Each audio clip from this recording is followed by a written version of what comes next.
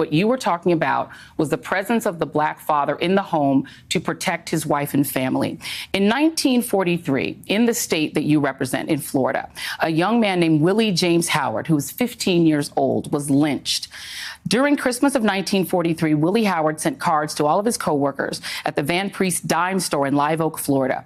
Unlike the other cards, Willie's card to Cynthia Goff, a white store employee, revealed a youthful crush. His greeting expressed hope that white people would someday like black people and concluded, "I love your name, I love your voice. For SH, sweetheart, you are my choice." After reading the card, Cynthia's father, Phil Goff, brought two friends to the Howard home and demanded to see Willie. Despite his mother's pleading, the men dragged Willie away and then kidnapped Willie's father, James Howard, from work.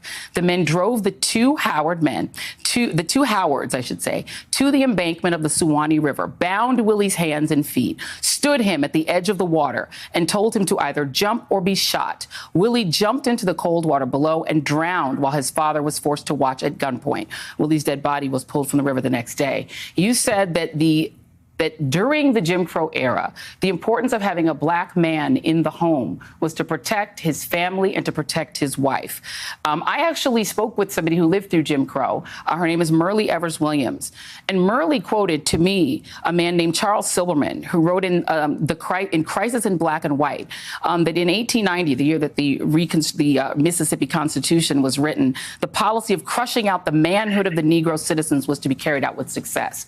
So the man in the home during Jim Crow had no rights, could not protect his wife from rape, could not protect his son from lynching. So again, why would you quote that era and say that at that time, the family all being in the home together was something we should think of as a good thing? Well, first of all, Joy, the story you bring up and you're bringing up is a tragedy, one of the great tragedies of the Jim Crow era.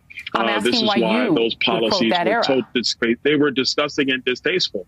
All I was talking about, Joy, was the benefit of a man in the family.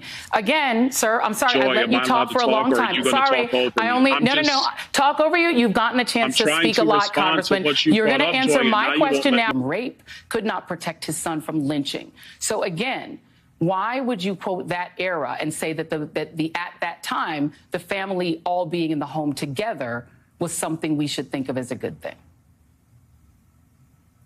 Well, first of all, Joy, the story you bring up and you're bringing up is a tragedy, one of the great tragedies of the Jim Crow era. This is why those policies were disgusting and distasteful. All I was talking about, Joy, was the benefit of a man in the family. Again, sir, I'm sorry, I let you talk for a long time. Sorry, talk over you. You've gotten a chance to speak a lot, Congressman. You're going to answer my question now and not filibuster. This is the question you want. This is the question you need to answer. That's what I'm trying to answer. That's what I'm trying to answer, Joy. Give me a second. Take a breath. Take a breath. If a black man could not protect. It's my show.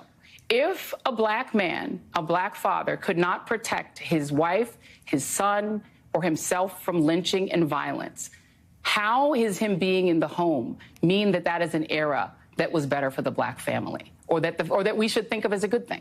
First of all, Joy, I never said that it was better for black people in Jim Crow. I have never said that. And even my own words say that. If you're talking about the importance of black fathers in the home, or frankly, all fathers in the home, it is always for the betterment of children to have leadership. Yes, for safety. So having two people in the home to help provide the economic needs for those children so the family can succeed. That is a wonderful thing. We should always get back to that, not to Jim Crow. And this is the point of the gaslighting and the lying that is occurring with what I said.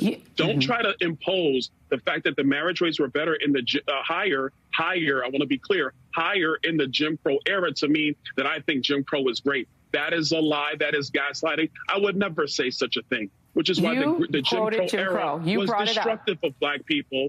You brought it up. You're the one who brought it up. Let's get one more question. And now you're trying to gaslight like everybody else is trying to gaslight. The timeline was when, one more thing. One more thing. Be sure to follow The Chat with Ms. Hollywood on all social media platforms to catch up with the latest trending and breaking celebrity news happening now.